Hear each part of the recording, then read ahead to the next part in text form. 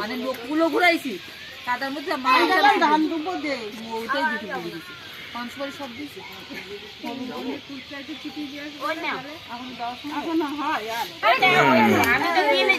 বৌদি তো এদিকে তাকাও বৌদি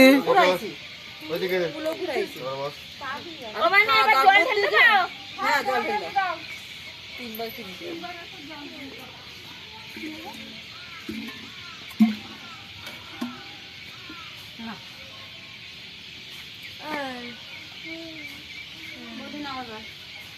আমাকে দাও তোমার সম্পদ এই